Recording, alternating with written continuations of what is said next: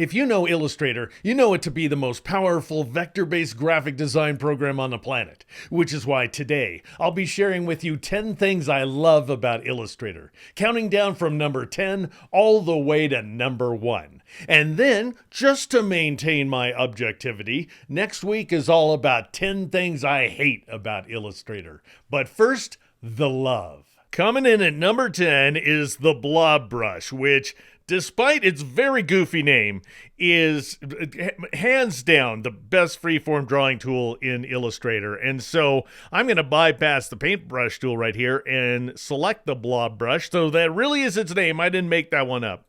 And by default, it wants to paint in a stroke color right there. And so notice the stroke is black and I'm working against a black background. So I'll press Shift X in order to swap the fill and stroke colors. So my stroke is now white. And I'll just go ahead and paint this loopy thing. Now I'm using a mouse, a gaming mouse actually. So not necessarily the best device, the best pointing device. Where painting in Illustrator is concerned. And it looks pretty lumpy, right? Well, wait till I release. Notice how incredibly smooth it gets.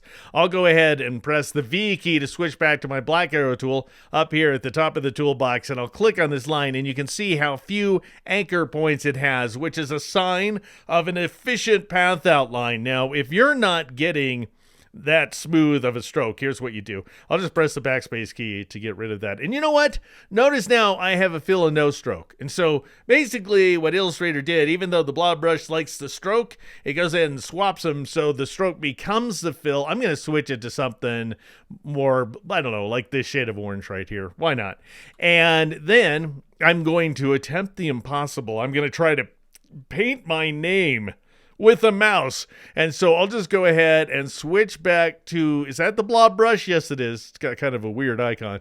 And I'll press the Enter key. So you can double click on tool icons if you want to in Illustrator. You can just press the Enter key for the selected tool, and I'm going to crank the fidelity option up here to smooth, to ultra smooth, and then you can increase the size value if you want. I'm just doing that by pressing the up arrow keys. If you've got a pressure sensitive stylus working with the tablet, for example, then you can switch this thing to pressure and so forth. You have all kinds of control. I'm going to stick with fixed, however, and click OK. You can also make the brush bigger by pressing the right square bracket key. Notice I'm pressing and holding the key to make it whoppingly huge, and then you press and hold the left square bracket key in order to make the brush smaller. And now I am going to attempt to paint my name. So far it's looking fairly chunky, but as soon as I release, it gets all smooth, does it not? And I'm left-handed, so I have a habit of kind of painting a backhand signature with the mouse anyway, not in real life, but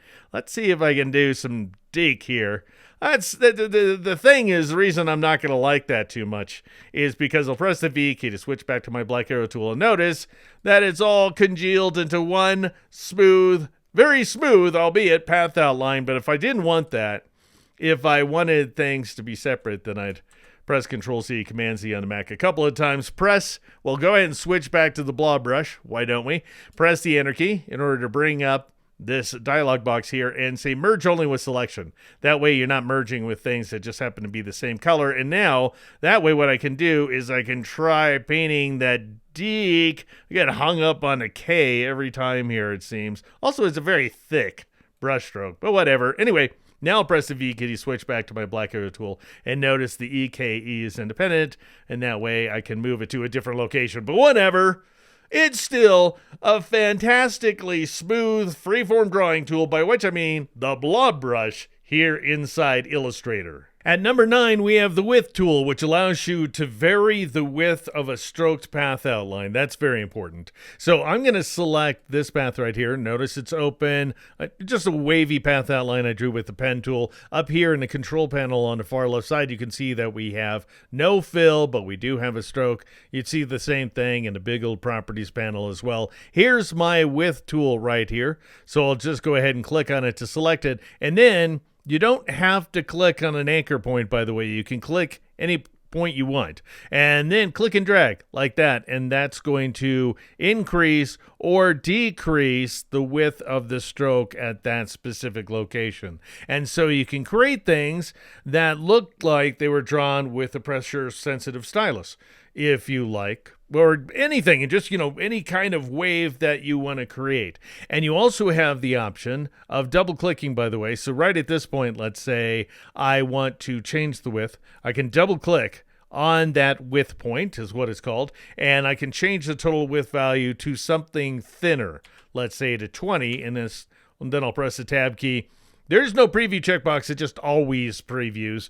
And then you even have the option of saying, well, I want it to just be 5 points on side 1 and then 15 points on side 2, so that it's not necessarily centered on the path outline, and click OK. I do want to make one point perfectly clear. Notice my signature, which I redrew, as you can see here. And so let's say I press the Control key or the Command key on the Mac to temporarily gain access to my last used arrow tool, which is the black arrow, and I select this guy in order, well, I click on the guy to select it, that is to say. And now notice that it is a filled path outline, so anything you draw with the blob brush ends up being a closed path outline with a fill. You can add a stroke if you want to, but in my case, I don't have one, which means I can't use the width tool. Notice that I get a little universal no icon next to my cursor. So you've got to be working with the stroked path outline, as I am in this case.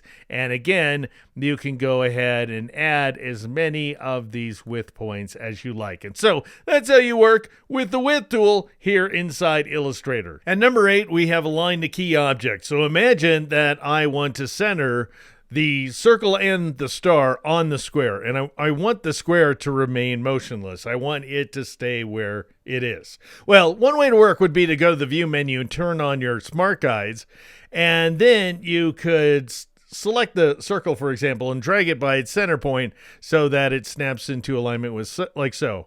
But then you would have to do the same thing with the star, right? So I'm going to undo that change. Instead, I'll just go ahead and shift click on the star because the circle's already selected, and I'll shift click on the square as well.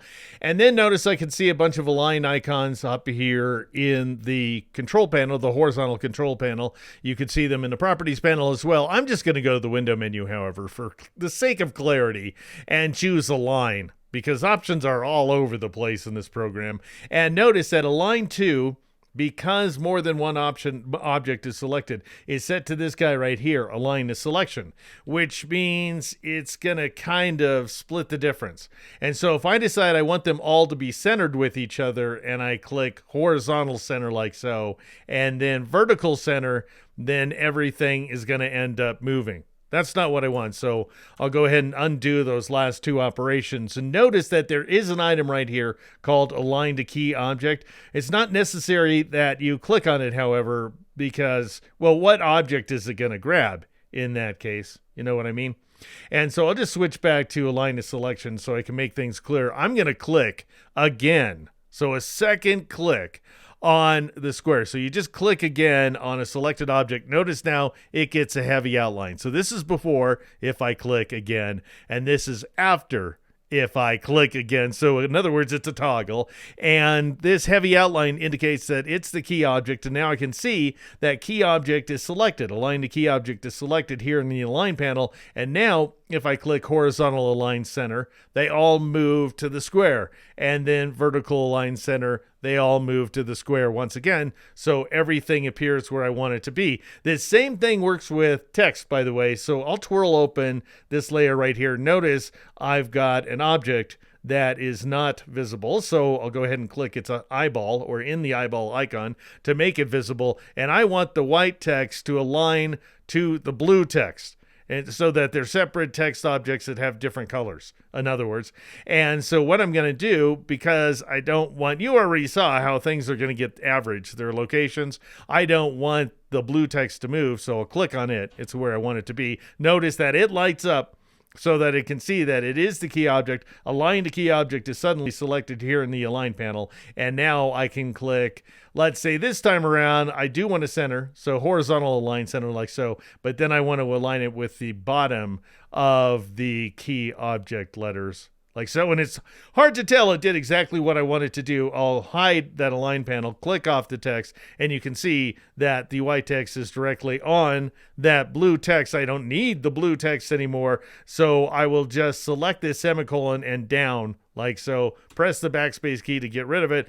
Put the semicolon backward. That's not a semicolon, that's a colon. So enter a colon once again, and I have everything where I want it to be, thanks to the power of a fairly obscure option aligned to key object here inside Illustrator. I've been using Illustrator since it first came out. Most of you weren't born back then. Your parents hadn't even met. For all I know, your grandparents were tiny little babies. Anyway, after these many years, limiting myself to 10 things I love, it's tough. Want to see my honorable mentions? Go to my Patreon for 5 more things I regard as great, but they just didn't quite make the list. That's patreon.com/geeknow. And now, on with the countdown. Those of you who watched my video 10 Things I Hate About Photoshop may recall that 3D was number 1, and that's because Adobe killed the feature. Whereas now that I'm talking about 10 things I love about Illustrator, 3D is number 7.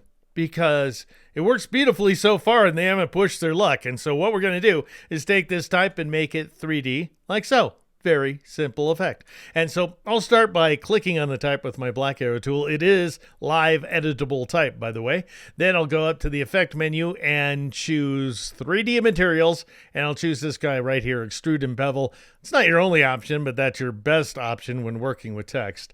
And notice that turns on the extrude icon here. I'm looking at the object area of the 3D materials panel, at which point I'll click into depth value, that is, and take it down to 30 points. Then I'll go ahead and scroll down the list a little bit. And as opposed to dragging this thing right here in order, this doohickey, in order to drag the object in 3D space, that is, rotate it really in 3D space, I'm going to enter some values. I'll change the X value to 10, I'll change the Y value to -20, and I'll change the Z value to 0, like so. And then I'll set the perspective value to 50% so that we have a little bit of a decline going to the right, from left to right, that is.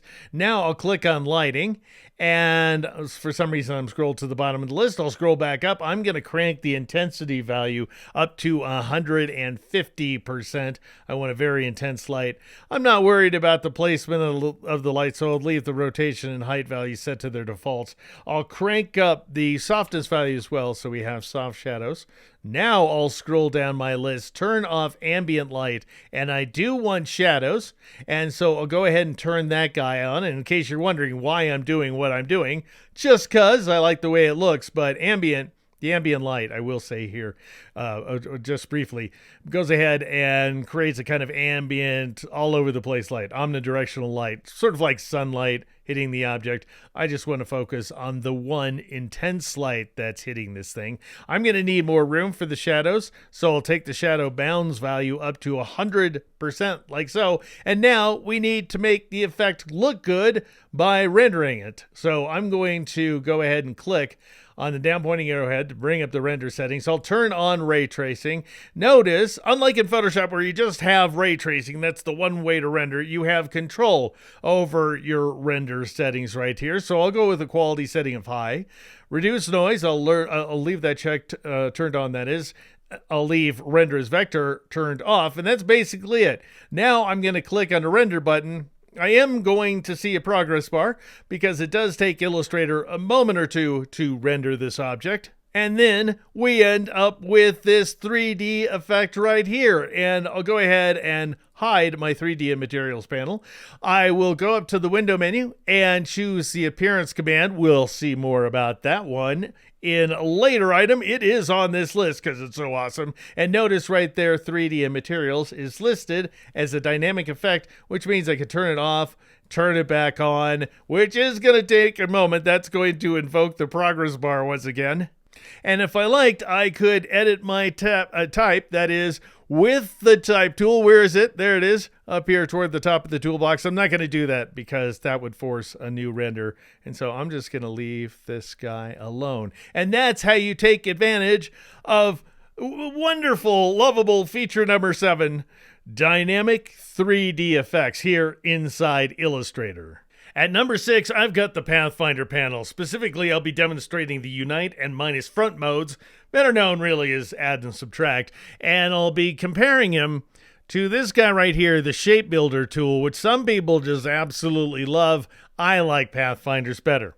And so let's take a look at this guy right here, the Twitter logo, which I've assigned to a template layer. That's why it's a little bit dark. And then I traced it with these bird paths right here. Now I could have traced it, one anchor point at a time, very fastidiously using the pen tool, but this is the easier way to work. Notice it's got a circle right here, a circular head that doesn't quite extend. I want you to see this. That doesn't quite extend down like so. Notice that? It's kind of over to the side. In other words, it's a bunch of commas. Think of it that way. This would be the tail of the comma, and this would be the head. And then you just rotate the comma around a bunch of times in order to create the feathers and the beak. Isn't that interesting? It's one way to think of it. Anyway, well, what I'm going to do is select all the paths on this bird paths layer by clicking in the top right corner. Another swell feature in Illustrator. Didn't make my list, but it is, kind of tiny. And then let's say I'm just cuckoo over the Shape Builder tool. Well, it's a little hard to track. Notice what you do is you drag over the shapes you want to unite. See how I've got a little plus sign next to my cursor? And anything that gets these this dot pattern right here, which is a little difficult to see, gets fused, as we're seeing right here. And I didn't quite get it all, but by a darn sight. I don't want the eyes right now. So I'll just drag some more, drag to here, and then over and around here. And you just got to get every single one of these intersecting areas in order to make it work right, which I assume, I guess it gives you some control, but it's also a lot of dragging and a lot of missing as well. Notice that I have all these little extra doodads sitting around, which I don't want. It's detritus. So I'm going to undo those changes like so. And instead, with these various objects selected, I'm going to press the V key to switch back to the good old black arrow tool up here at the top of the toolbox. And I'm just going to shift click very carefully on the shapes I don't want to fuse together. So that would be the 4 circles that make up the eyes, which isn't really part of the real logo, but that's okay. And I'll keep that big circle around the head. And then I'll go up to the window menu and choose the Pathfinder command right here to bring up the Pathfinder panel, which does all that stuff that the Shape Builder tool, I didn't demonstrate all of its features, but it does everything more easily. And so, for example, let's say I want to unite everything I selected. Then I just click the Unite button right there, the icon, and then they're all fused together. Or, check this out. I'll go ahead and deselect things, press Control-Shift-A, Command-Shift-A on the Mac. I undid that as well and deselected. And then I still have the black arrow tool selected. So I'll click on a few shapes here to go ahead and select them, such as the head and the beak. And notice if I go to the hamburger icon in the top right corner of the Pathfinder panel to bring up the flyout menu, there's repeat add. Well, that command, repeat whatever the last operation is, has a keyboard shortcut. If you want to know it, it's Control-4, Command-4 on a Mac, which can be pretty useful. So notice I'll repeat the add, and then I'll shift-click on these guys. They're not filled, so I got to shift-click on their strokes to select them like so. And I don't have to do everything. Let me really milk this for a moment. I'm going to shift-click on the wings. Let's say I'll just select the wings and press Control-4 or Command-4 to Mac, and that goes ahead and fuses them. And then I'll shift-click on the body, and I'll shift-click on the beaked head like so, and press Control-4, Command-4 to Mac, and it gets united together. And there's none of that. There's none of those goobers left over. Know what I'm saying? All right, now I'm going to shift-click on the 2 eyes right there. And this time what I want to do is I want to subtract them. And you do that by clicking on minus front. So minus front is going to take the many and subtract them from the few, from the 1. So whatever you have selected, in my case, 3 shapes, I'll select 2 from the 1, the 2 eyes from the big 1, like just by clicking on that. And there they go. Now, you couldn't tell the difference. Sorry about that. Let me try again. I'm going to click in the top right corner of that bird paths layer. I should have done this before. And I'm going to assign a fill. Let's assign the real fill, Twitter Blue, right there. Isn't that beautiful? And then I'll change the strokes to none. Should I do that? Is that a good idea? I don't know if that's such a good idea because then we can't see things. I'll keep the strokes for a moment. Then I'll shift click on these two kind of pupil shapes right there. And so I've got the two big eye shapes as well as the bird body. And now I'll hit minus front and see how it subtracts out. It's especially noticeable if I turn off the template layer so that we can see through the black to the black in the background that is. And then I'll shift click on these two guys in order to select them. I want to add them to the larger shape. Well, the last mode is now subtract. Even though it's called minus front, Illustrator goes ahead and says repeat subtract. So these are the add and subtract modes. Anyway, I don't want to do that. I want to return to unite or add if you prefer. And so I'll just go ahead and click it. And that fuses everything together. And then I'll go ahead and change the stroke to none like so. And we end up with this perfectly cuckoo Twitter logo. And that, my friends, is how you take advantage of what I consider to be the sixth thing that I love most about Illustrator, Pathfinder, the Pathfinder panel. And number 5, I have a very new feature, Intertwine Objects, which I absolutely love. This is pretty much the same demo I ran a few weeks ago, a couple of months ago actually, but I want to show it to you again because I want to compare and contrast to what used to be my favorite for this same purpose, for creating overlapping objects, which was Live Paint. And so what I'm going to do is just select all these rings right here, which are all located on this rings layer, by clicking in the top right corner like so. And then I just have these custom guides set up so I know which areas need to overlap so that the rings are both behind each other and in front. You get the idea. Anyway, what I used to do, what I would have done in the past, is switch to the Live Paint bucket, which is a really great feature. It's got all kinds of other options available to it as well. And so let's say I just go ahead and select this shade of purple here in the swatches panel so that it's loaded. You can see those little swatches above my cursor, and I would click there in order to switch this to purple. And then I would go over here and press the arrow key. Isn't that nifty? To arrow over to yellow and click here to switch it to yellow and so forth. So I could advance to red and on and on. Problem is, and where this becomes, this tool requires an extra step, is you have to do the strokes too. And so I would press the Enter key or the Return key on the Mac to bring up the Live Paint Bucket Options dialog box, and I would make sure that Paint Strokes is turned on, which it is not by default, then click OK, and then I'll hover over a stroke and see how I'm seeing a little black square. I'd click in order to make that black. I'd click here to make this black, and I would click here. What I want to do is arrow to transparent, so I'll select none over here in the swatches panel. Then I should be able to assign it. I don't know why I'm having this problem. This is a problem that I should not be having. But you know what? This just goes more to the point of why this is yesterday's feature where this kind of thing is concerned. And so I'll just go up to the File menu and choose the Revert command in order to revert to the saved version of this illustration.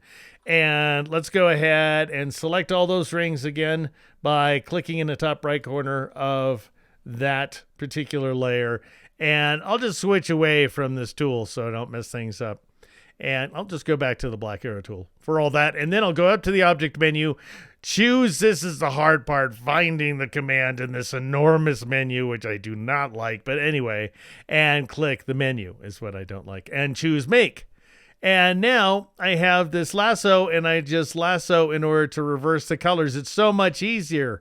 Notice that you just got to make sure you do a good job. And then if you want to marquee instead, you shift drag like so. And so I'll just shift marquee each one of these squares in order to completely run the effect. I'm done. That's it. Now I can just click off the rings to deselect them, turn off that guides layer to turn off the custom guides, and you can see that now the rings are going in front and then behind each other. Yellow is in front and then behind purple and then in front and behind red and so forth. And if you double click on a ring, then you can enter the isolation mode and you can drag them around with limited success. You can't drag them too far, but you can drag them around just a little bit if you're so inclined. And then once you get done with your isolation mode, once you get done dragging around the rings, you press the escape key in order to escape out.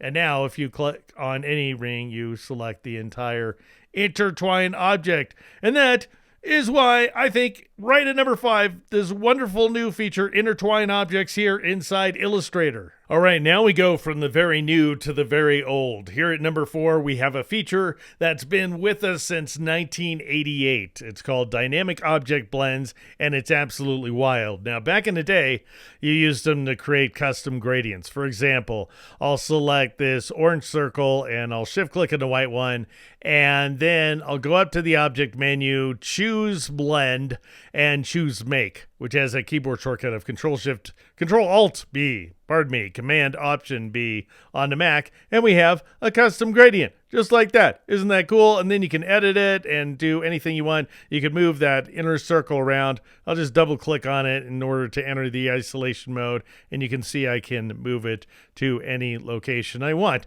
which you can do with a radial gradient, but actually what I just did is easier. All right, how about a falling star, let's say. Up here someplace, I've got an invisible star. It's right there. See my arrow cursor? It has a little square next to it. That means something's there. It's a star, and its opacity value is set to 0%. You can see that up here in the horizontal control panel. What I'm going to do, though, actually, I did this a little wrong. I'm going to click on the big star right here. That's set to 100% opacity, and I'll copy it just by pressing Control-C, Command-C on the Mac. And I'll reduce its opacity, let's say, to 33%, something quite low by comparison. And now I'll find that other star again. See my arrow? When it's got a square next to it, something's there. When it doesn't, nothing's there. Something's there right there. I'll shift-click to get the transparent star, and then I'll press that keyboard shortcut that I mentioned wrong a moment ago, Control-Alt-B or Command-Option-B on the Mac, and it creates a kind of fountain of stars. There's not enough steps, however, so I'll go up to the object menu and I will choose Blend, if I can find it, and I'll choose Blend Options right here, and then I'll go ahead and switch spacing to specified steps, and I need a lot of them, so I'll just take this guy up to 1,000 steps and click OK, and you can see that we have this nice shooting star effect. But notice this path of the blend right here, this straight line. I can bend it by switching from the pen tool to the anchor point tool right there.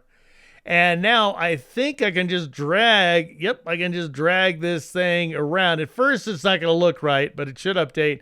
Yes, it does. And then I could press the A key to switch to the white arrow tool and drag this control handle like this so that it goes back and forth. And then I could press Control F or Command F on the Mac to paste that opaque star in front. And we have that kind of blend right there. Is that not enough for you? I have this dragon that I drew once upon a time. If you're interested in me doing a movie on this one, a video that is to say, let me know.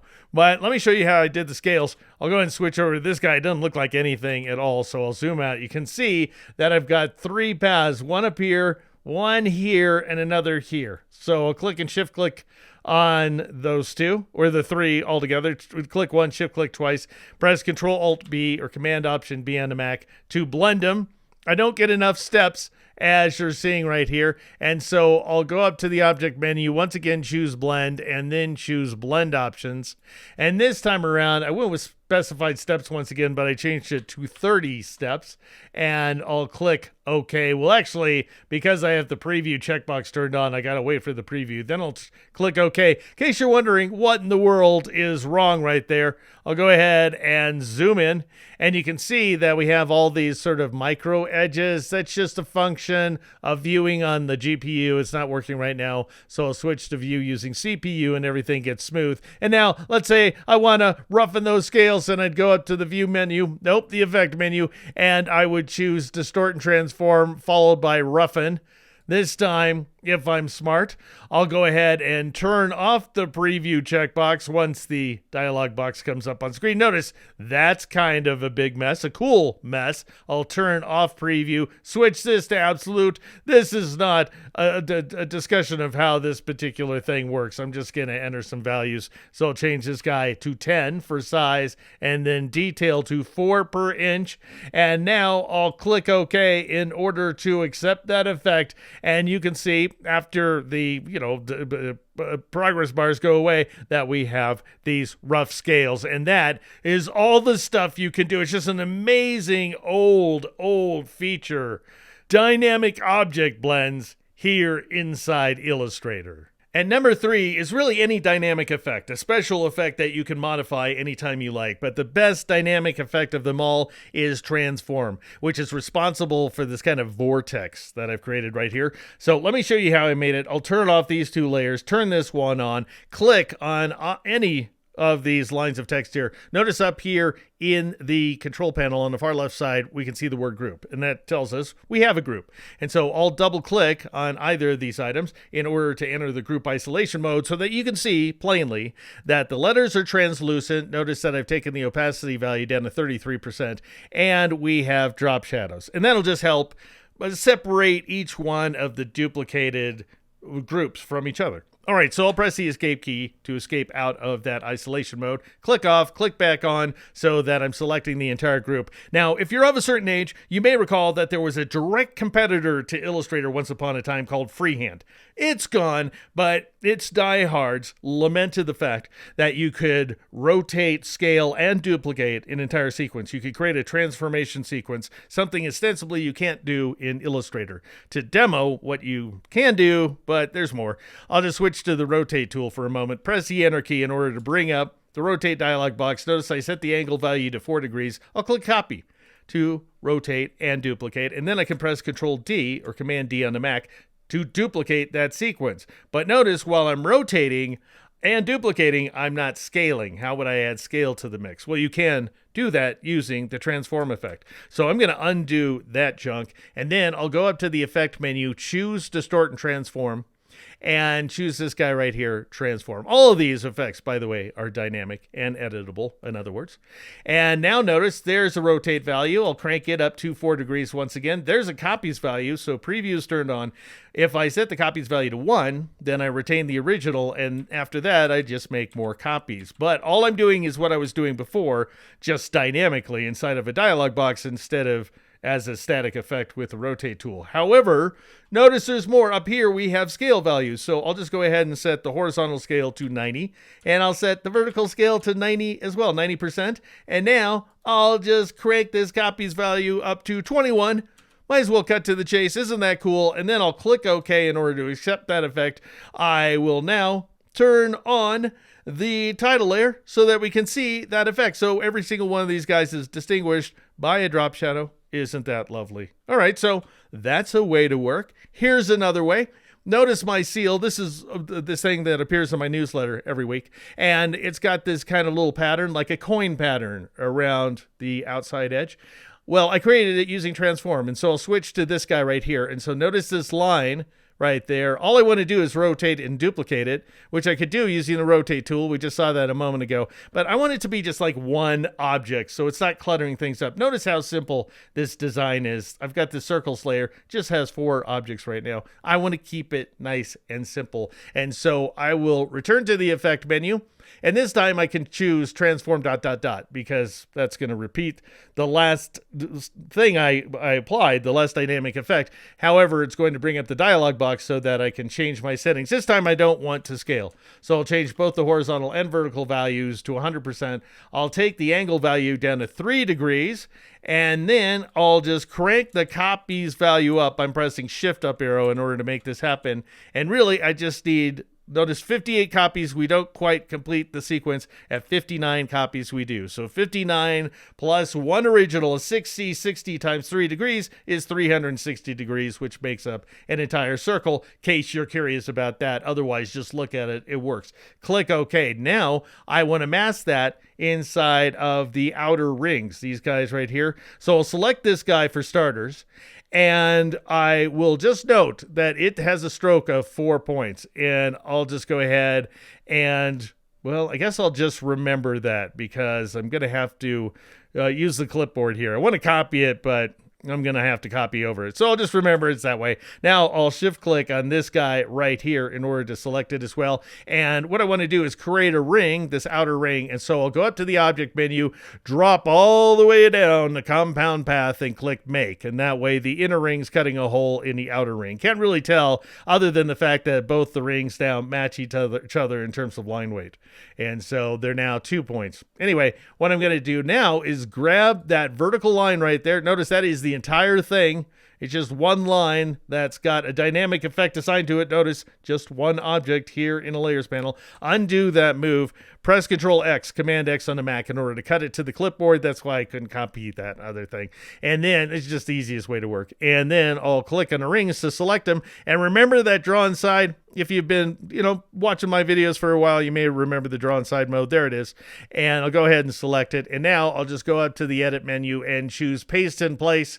And I paste the rings inside, or I paste the spokes inside of the rings like so. And now I'll just switch away from draw inside back to draw normal, and we get this effect here. How do I get back that ring? Because I want that inner ring to have a heavier line weight. I'll grab the white arrow tool, which you can get by pressing the A key.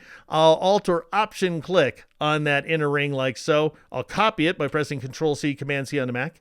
And then I'll click off the rings to deselect them, and I'll paste in front by pressing Control F or Command F on the Mac. I know I'm working quickly, but that's because I want to. And then I'll click at the stroke value right there and take it up to 4 points. And we end up with that outer sort of coin effect that we were seeing in the final version of the seal. And that, my friends, is how you work with my favorite dynamic effect in all of Illustrator, which goes simply by the name Transform. At number 2 among the 10 things I love about Illustrator is the pen tool, the original pen tool, pretty much the oldest tool inside the software, although it has grown up a lot over the years. Now, my wife teaches, indicative of nothing really, she teaches a class at the University of Colorado, and this week's project, I believe, is to trace the Twitter logo with the pen tool. So I thought I'd go ahead and do it. So students, this is how it works. First thing I'm going to do is I'm going to make sure that I have no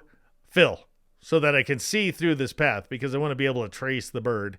And so I'll set this guy to none on the left side of the control panel, and then I'll change the stroke so I can see it better to white. That'll just show up nicely. Notice that I have this template layer, which contains a bitmap version of the bird, an image version, a ping file for what it's worth. I'm going to click on this draw here layer so that I have something to draw on, and then I'll go ahead and grab the pen tool, and I will zoom in on the intersection of the beak and the forehead of this bird, and I'll draw a short little smooth point, which ensures smooth transition. So I'm dragging with the tool. The anchor point is that square thing in the middle there. These are control handles that are under my cursor and on the opposite side. That ensures that we have a nice smooth transition like so. See how smooth that is? Now that first control handle's no good. I'll come back to it in a minute, but it's doing its job kind of. Anyway, now I'm going to drag down away from the control handle that's causing the curvature. Notice I'm getting a real flat curve. That's no good. That's because my control handles are not far enough away from their anchor points right there. Square anchor points,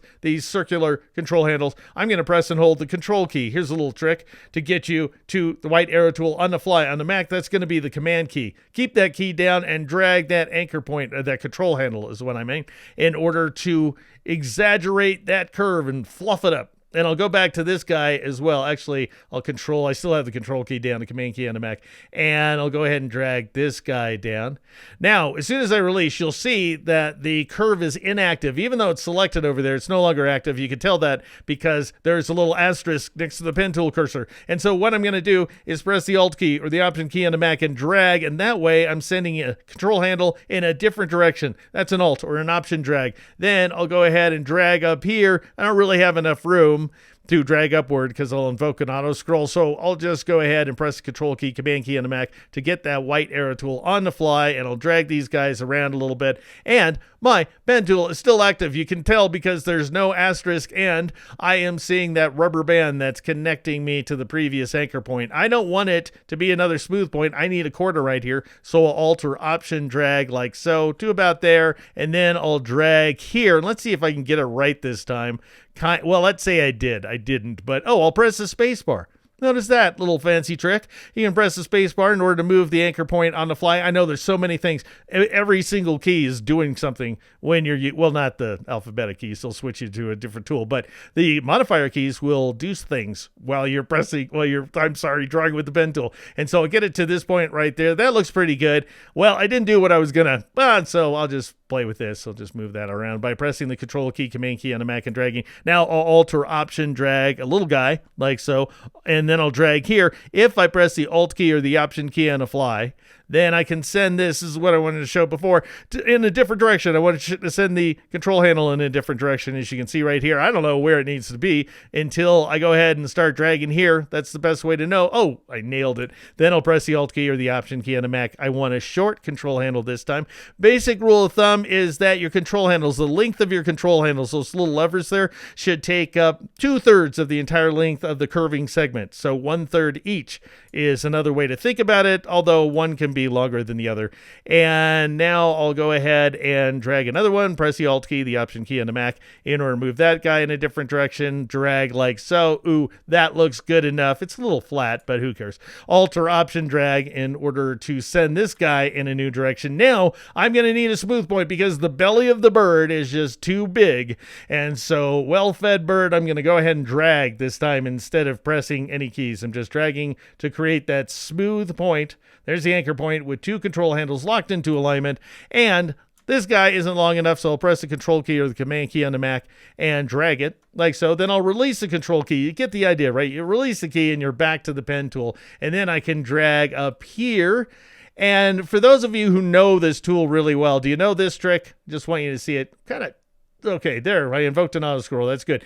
If you want to move the control handles not independently of each other like this, don't want that, so I'll just release the Alt key, the Option key on the Mac. Instead, I want to make one of the handles longer than the other, because notice that they move symmetrically to each other. If you want one to move, you want to retain the symmetry, but one to be longer than the other, you press and hold the Control key or the Command key on the Mac. I know I told you the Control key or the Command key gets you a white arrow tool, and that is true. However, I am using the tool. You see, if you press it in the middle of using the tool, then you can change the length of that one handle that's under the cursor. That's not what I want to do. I want to press the Alt key or the Option key on the Mac. So I release the other key, by the way. And that's because I want these two control handles to go in different directions so I can draw the beak, because it's got corners, and then I want the beak to be so very damn happy. And so I will now press and hold the Control key, Command key on the Mac, and I will do this again, and then I will complete the thing. I can't just drag to complete it, because then I get a smooth point, that is. Instead, I want to press the Alt key or the Option key on the Mac and drag in order to create this effect right here. And now I'll press the V key to switch back to my black arrow tool, and I will zoom out by pressing Control 0 or Command 0 on the Mac. And that is at least one way to use the pen tool to trace the Twitter logo of all things here inside Illustrator. All right, so if the pen tool, which is indisputably one of the best features of any piece of software, is my number 2, what in the world is my number 1? Well, it's the Appearance panel, which is kind of analogous to the Layers panel, but rather than housing layers and groups and path outlines and that kind of thing, objects, if you will, it houses dynamic attributes, things like fills and strokes, whether they be gradients or, dash strokes, that kind of thing, as many as you like. Can be applied to any object, as we'll see, and dynamic effects. And so, for example, I'm going to show you a couple of examples. First, I'll show you how to apply these two strokes, one of which is offset from the Appearance panel, and then these spikes right here. I didn't have to hand draw them and rotate every single one of them or anything like that. What I did instead is I applied a few dynamic effects, and we'll see what that looks like in just a moment. But first, I'll go ahead and click on the words the Appearance panel. So this text object right here. Now, text is a special case inside Illustrator, and so if I want to create strokes behind the text, as we're seeing right here, then I have to go to the Appearance panel. And I'll do that by going to the window menu and choosing the Appearance command, which will bring up this innocuous looking panel right here. And so notice that my type is active and it contains characters, whatever. We're seeing the hierarchy. In other words, I'm going to drop down to this icon, Add New Stroke. And that will add both a stroke and a fill, strangely enough. And what I'm going to do is I'm going to change the fill color to black. And then notice that we have this very faint outline. That's because this is a weak black that's assigned to the stroke. I'm going to assign instead white. And we end up with this effect, which looks pretty ridiculous, especially if I crank the line weight value there up to 4 points. And notice, by the way, I want you to see how we've got some spikes coming out of the T. I know that's not the worst problem that we're seeing right here, but I want to get rid of those little spikes because they're going to get worse as we move along here. By clicking on the word stroke, I'm going to change the corners to round joins. And notice that rounds those corners away. But the other thing you're probably really noticing is why in the world is it stroking the text this way? Well, this is a special case font source serif variable. It's built kind of weird, and that's because you can vary the width of the characters on the fly, actually the weight of the characters, and so they're built with the serifs independent of the body of the each character and so forth. So anyway, what I want to do though is move the stroke underneath the fill, and I can do that just by dragging the stroke downward like so, and now we have a stroke in back of the fill. So you could prioritize who's in front and who's in back from this panel, and that is just the beginning. Let's say I want to add that blue offset stroke. I'll click on the stroke right there, and then I'll click on the little plus sign at the bottom, in the bottom right corner of the panel, and that'll make a duplicate of it. And then I'll go ahead and change the line weight here to 10 points, and I'll change the color to the shade of blue, just because I think that looks pretty cool. Now, I want to offset that stroke. Well, I can apply a dynamic effect to an individual attribute, such as a stroke here. It's selected, so now I'll go up to the effect menu and choose Distort and Transform, and then choose Transform, or, by the way, you can do this from the appearance panel, directly from the appearance panel, by clicking on this little FX, and it offers the exact same commands. So now I'll choose Distort and Transform, choose Transform right here, and notice preview's on. So if I click in this horizontal move value and I raise it, you can see that I'm moving the stroke independently of the letters. So I'm getting this kind of depth effect, essentially, like so. I don't want that much, so I'm just going to take both of these values down to 1. So thanks to the fact that both my horizontal and vertical values are 1 point, I'm moving the stroke 1 point to the right and 1 point down virtually. So on the fly, click OK, totally dynamic effect, and I can still just go ahead and edit that text and replace it with whatever I want. That's a horrible edit, so I'll undo. Anyway, let's see how I might go about creating those spikes. Well, I'll start with this circle right here. Now, I'm going to need a copy of it, so it's just a circle, as you can see. I'll press Control-C, Command-C on the Mac, so it's in the clipboard, so I can bring it back in just a moment, as you'll see. And now, I will go to the effects icon once again, go to Distort and Transform, because it contains some of the best dynamic effects, including zigzag. And notice that immediately starts creating those spikes. What I'm going to do is take the ridges per segment value up to 20. It's just a place to start, as you can see here. Notice that this value is set to absolute, so the size of these guys is absolutely 10 points. And they're currently corner points. They could be smooth if you want them to look kind of wiggly like that. Anyway, I want corner. I'll click OK. That's a dynamic effect. Notice it's right there, zigzag. I can turn it off. I can turn it back on.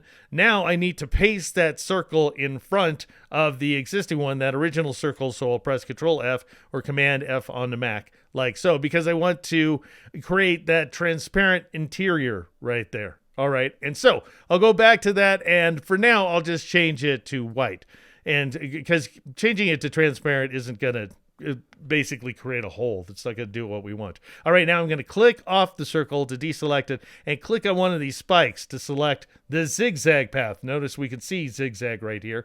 And what I want to do is scale the zigzag outward. And of course, to do that, scale. If you want to scale something virtually, then go to Distort and Transform and choose the best dynamic effect there is, Transform. And I'll just go ahead and press Shift up arrow for both the horizontal and vertical scale values, and that moves those guys outward like so. Click OK. All right, now I'm thinking the spikes aren't everything I want them to be, so I'll click on zigzag. That's all you have to do to bring that dialog box back, complete with all of its values right there, and I'm going to take the size value down to... No, you know what? I'm going to take it up a little more than that. I think 7's what I actually came up with. That looks good, but I need more spikes. So I'll click here in ridges per segment, and I'll take that up to 30. But notice that we have a spike right here aligned with the right anchor point and the left anchor point, but not with the top and bottom points. So I'm going to press the down arrow key to take that value down to 29, at which point everything aligns properly at the top and bottom as well. And then I'll click OK. All right, now what I need to do is turn that top circle into a hole. And so I'll just go ahead and marquee. This is advanced stuff in Illustrator.